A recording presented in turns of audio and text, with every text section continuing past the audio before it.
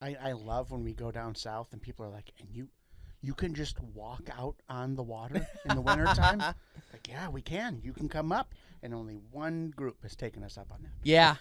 People are real sketched out by ice fishing. They're like, oh, it's going to be cold. I'm like, we have a shanty. It's like 75 in there. It's so nice. I'm in a T-shirt and I'm a little warm. The one of them has a TV. What are you talking about? You know what I mean? It's like, it is not bad. Do you get into ice fishing at all? I used to be, and then I realized it was far more work than I was interested in putting into it. It's a lot of work. I can go out on Saginaw Bay in the summertime on my boat and catch all the fish I want on a nice warm summer day. And to me, it's just more fun. Now, I respect ice fishermen. I understand that for a lot of people, it is their preferred way to fish. It's just not for me. It's like waterfowl hunting. Waterfowl hunters to me are one of the most dedicated, hardcore groups out there. But it's just not for me. Yeah. We're lucky. You go back to Michigan. I love this state too. We're lucky that you can't do everything Michigan has to offer. So what I do is I pick my passions. I like to turkey hunt. I like to bear hunt. And I like to fish for walleye, and I kind of concentrate on those three things. For the turkey hunting, what are your plans this year? I'm excited just thinking about it. I love turkey hunting so much. I've got some property around here that I have access to. I like to bow hunt for turkeys. This year I'm going to be out with a crossbow, but I've taken them with a recurve. I've taken them with a compound. I've taken them with a crossbow.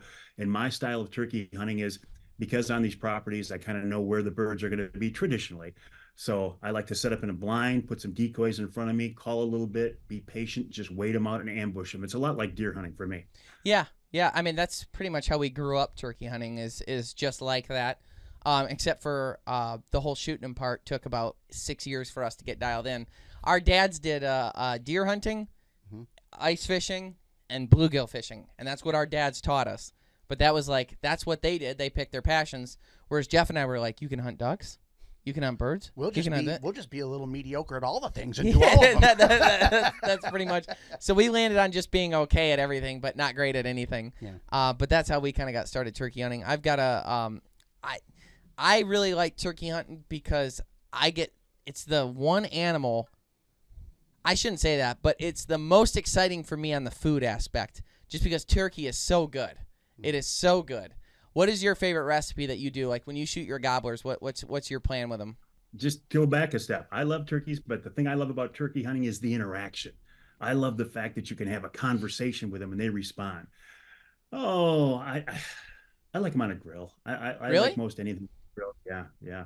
Yeah. It's a healthier. I got spoiled though, right? Because my good friend Chef Dixie Dave Miner, wild game chef extraordinaire. I've spent so many hours at his restaurant that anything I cook at home now is kind of disappointing compared to what they That's pretty cool. What does he cook wild game specifically, or like what is his? He does. He just retired. He had a restaurant in Birch Run, but I put him on, I think, the second or third television show I ever did back in the early 90s or whatever it was, and he was on every TV show. He's still on every radio show. He's just a very interesting guy, and I mean, he's an expert. He can cook up anything. He's one of those guys that with his sauces and everything, I think he could cook up an old hunting boot and you'd probably enjoy it. But yeah.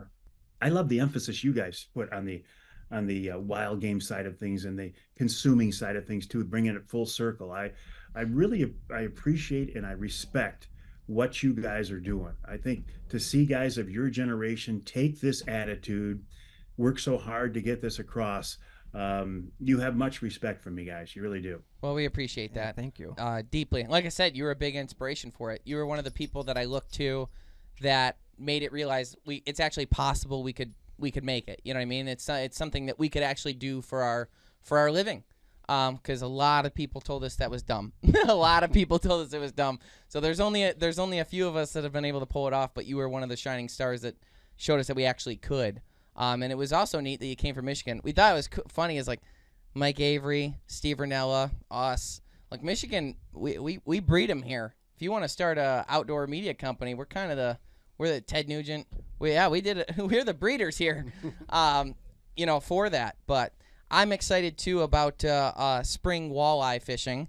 Do you still do the Detroit River? I know you're big into Angler Quest, and I know you're big into trolling, which I find interesting because you said you don't like ice fishing because of all the work, but trolling and setting up all those rods and keeping everything straight, not getting everything tied up, that's some work in itself. It's a different kind of work. It doesn't feel like work. Okay. Okay. Uh, as much as I love to troll, there's nothing like having that rod in your hand when you're Hmm. jigging for walleye and have that fish hit when you lift it up or when you're dropping it. Yeah, I don't get us down to the Detroit River as much, but now the Saginaw River here in my backyard is open year round, so that's an excellent springtime fishery. I was out there, oh, before it turned cold again. I was out there when it was still nice and warm, and it felt like it was a June day out there, and how neat it was to be out there fishing a river that when I first started working in television news many, many years ago, the Saginaw River was so dirty that it didn't freeze. And then when it started to clean up a little bit and we started to get a little bit of ice, kids would go out there and play on the ice. Nobody was fishing it yet, but the kids would go down there and play on the ice. And it was such a big deal that people would call Central Dispatch and they'd send a fire rescue crew down there to get those kids off the ice.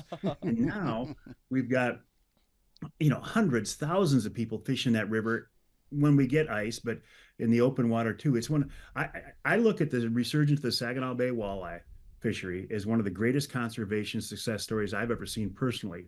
Another one being the return of eagles. I mean, we have eagles everywhere these days. And the third one I look at is the establishment of turkey hunting in Michigan. To me, those are the three big things that I really think are things we can hang our hat on.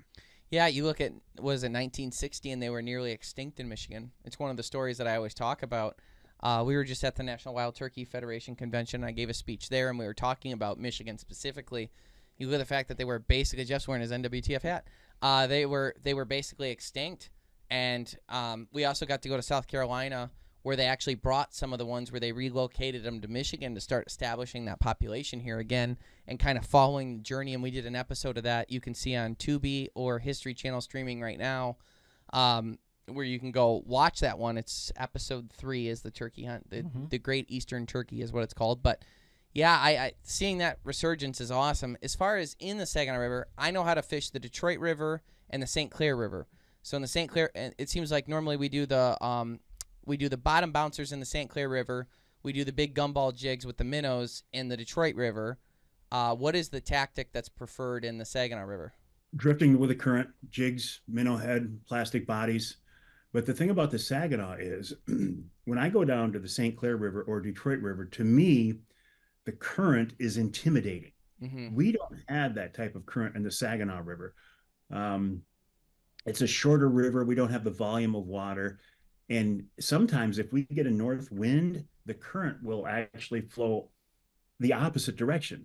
Oh. So our main thing is we can use smaller jigs. You could use a 1/2 ounce jig, a 3/8 ounce jig, just drift along with the current, bounce bottom, just like you do in the Detroit River. You will see people sometimes trolling the edges of the channel. That can be productive. I watched a guy last time I was out there. They got into a school of big pike, and I'm talking big, like 35 to 40-inch fish. And they caught wow. 15 fish within like a 9-iron of the boat launch right there. It was so cool.